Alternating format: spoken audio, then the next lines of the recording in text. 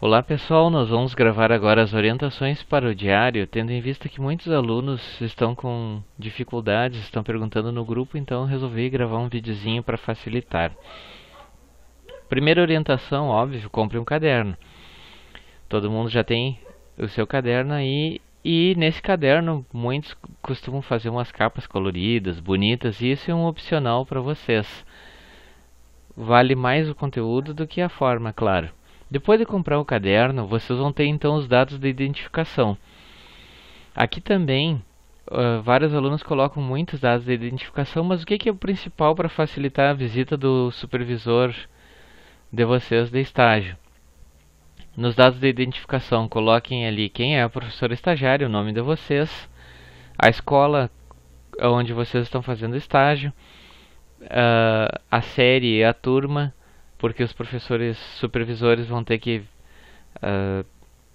colocar isso na ficha de vocês, então já facilita, e o nome da professora regente de vocês. Após os dados de identificação, então vocês colocam opcionalmente uma folha de visitas. Para que serve essa folha de visitas? Nessa folha é colocada a data, o espaço para a professora colocar seu nome e assinatura. São colocadas várias na mesma folha para facilitar.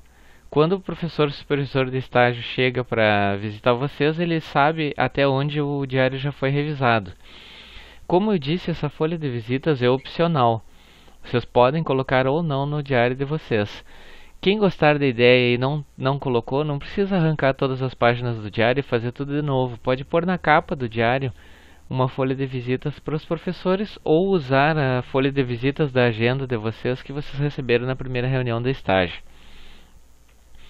Alguns alunos colocam também uma lista de alunos, separados meninos e meninas, ou simplesmente todos em ordem como foi dado pela escola. É interessante para o supervisor saber mais ou menos quantos alunos tem na turma, ter uma ideia de se são mais alunos, menos alunos. Mas também é uma opção de vocês colocar ou não. E logo após então começam os planos de aula. Lembrando sempre que os planos são diários, tem que ter um plano para cada dia de aula de vocês. Esses planos têm que estar organizados na sequência em que eles foram dados.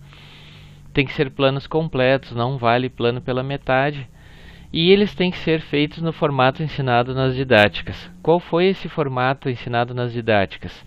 Primeiro a data por extenso, depois vem os objetivos, por exemplo, identificar as partes da planta, ou reconhecer as partes da planta, ou construir uma maquete com as partes da planta, algo do gênero assim. Depois dos objetivos, que sempre começam com verbos, nós temos então a lista dos conteúdos que vão ser trabalhados, os assuntos que vão ser trabalhados na aula. Bem curtinho, bem especificado, parte da planta, termo da adição e assim por diante. Depois dos conteúdos, aí vem o desenvolvimento da aula, que pode ter o título desenvolvimento ou pode ter o título atividades, não tem problema. E aqui é a aula propriamente dita. Alguns alunos gostam de colocar, para poder se organizar, primeiro os tópicos que vão trabalhar e depois o conteúdo que vai ser dado exatamente igual ao que vai ficar no caderno dos alunos. Outros vão colocando intercalados já as explicações de como vai ser a sala de aula, a aula em si, e o que vai ser passado para os alunos, como vai ficar no caderno deles. Então aqui um exemplo. Plano de aula começou aqui com a data por extenso. Objetivos, não precisa explicar aqui que é plano de aula quarto ano, porque no diário de vocês já vai estar lá nos dados de identificação, então esse plano de aula quarto ano não vai. Aqui era porque era um plano solto, não era um diário, então isso aqui não vai, vai a data e logo depois já os objetivos. A seguir o conteúdo, bem como está aqui, simplesmente citando os assuntos da aula, e depois começa a aula propriamente dita, segue a aula em cada uma delas, bem como vai estar, né, no caderno dos alunos. Diário é um por dia, como a própria palavra diz, e nós desejamos a vocês uma boa sorte. Então visite-nos nos plantões de atendimento.